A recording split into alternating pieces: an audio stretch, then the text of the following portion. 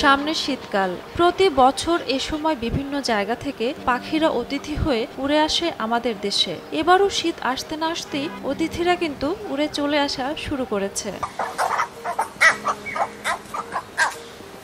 সিরাজগঞ্জের বেলকুচি উপজেলা চত্বর এখন যেন অতিথি পাখির কোলাহলে মুখর এক স্বর্গভূমি। যমুনা নদীর পার ঘেঁষা এ চত্বরে গত কয়েক বছর ধরে শীত মৌসুমে আশ্রয় নিচ্ছে হাজারো পাখি।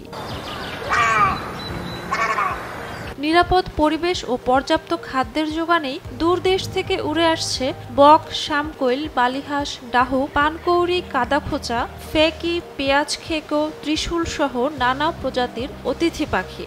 সকালে খাবারের খোঁজে নদীর ধারে আর বিকেলে গাছে গাছে তাদের ডানা মেলে দৃশ্য দেখতে ভিড় করছেন শত শত মানুষ। পাখিগুলো দেখে আসলে আমাদের বেলকুচি উপজেলা চত্বরে যে পাখিগুলো এসেছে আসলে আমাদের মন ভরে যায়। আমরা বেলকুচির পাখি প্রেমী মানুষ, আমরা মাঝে মাঝে আসি এই পাখিদের কিচিরমিচির দেখতে। গত কয়েক বছর ধরে অতিথি পাখিদের বেলকুচি উপজেলায় আগমন ঘটেছে। তারই ধারাবাহিকতা গত বছরের তুলনায় এবছর আরও লক্ষাধিক পাখি বেলকুচি উপজেলায় ঢুকেছে। বেলকুচি উপজেলা যমুনার তীরে অবস্থিত হওয়ার কারণে এখানে খাদ্য অভাবটা পূরণ হয় পাখিদের, সেই জন্য এখানে পাখিরা এসে বাসা বাঁধে এবং উপজেলায় এই পাখিগুলো খুব নিরাপদভাবেই আছে। আমরা মনে করি পাখি আসায় আমাদের উপজেলার সৌন্দর্য আরও বৃদ্ধি পেয়েছে। তবে উপজেলা প্রশাসনের উচিত পাখিগুলো ভালো করে সংরক্ষণ করা, কারণ পাখিগুলোর কারণে আমাদের উপজেলার পরিবেশ একটু নষ্ট হচ্ছে বিষ্ঠার কারণে। এই অঞ্চলে পাখিগুলো দিন দিন বংশ বিস্তার করছে। পাখি শিকার বন্ধে প্রশাসন ও পরিবেশ কর্মীদের সচেতনতা প্রচারেও পাখির সংখ্যা দিন দিন বাড়ছে। সরকারের পক্ষ থেকে এই গাছগুলো না কাটার আহ্বান জানান দ্য বার্ডস সেফটি হাউসের চেয়ারম্যান মামুন বিশ্বাস। বেলকুচি উপজেলা চত্বরে যে পাখির অভয়াশ্রম বেশ কয়েক বছর ধরে কিন্তু আছে এবং ধীরে ধীরে এটা বংশবৃদ্ধি করতে পারছে।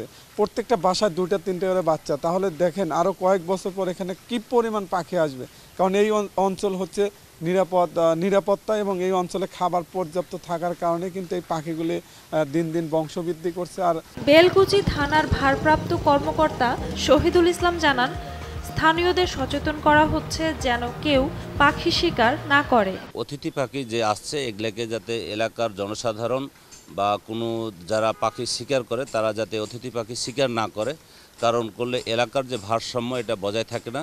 যে কারণে পাখি কেউ যদি শিকার করে সেটা আমরা আইনত তাদের দণ্ডনীয় অপরাধ হিসেবে বিবেচনা করে তাদের বিরুদ্ধে আইনগত। উপজেলা প্রাণী সম্পদ কর্মকর্তা মোহাম্মদ রায়হান আলী বলেন, পাখি পরিবেশের ভারসাম্য রক্ষা করে, তাই তাদের অভয় দিতে উদ্যোগ নেওয়া হয়েছে।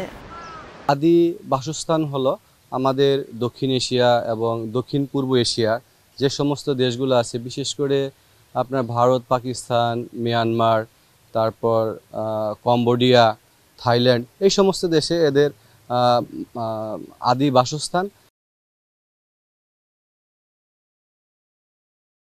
এই পাখিগুলো আসলে খুবই শান্ত স্বভাবের এবং উপজেলা পরিষদের যে সৌন্দর্য, আমি মনে করি যে এই সৌন্দর্য তারা বর্ধন করেছে। উপজেলা নির্বাহী কর্মকর্তা আফরিন জাহান জানান, পাশেই নদী ও হাওর থাকায় এখানে খাবারের সংকট নেই এবং ঝড় বৃষ্টিতে পাখির বাসা ক্ষতিগ্রস্ত হলে সুরক্ষার ব্যবস্থা নেওয়ার পরিকল্পনা চলছে। তো নিরাপত্তা আসলে সেভাবে দিতে হয় না, এখানে আসলে তাদেরকে কেউ আঘাত করে না বা করার সাহস পায় না।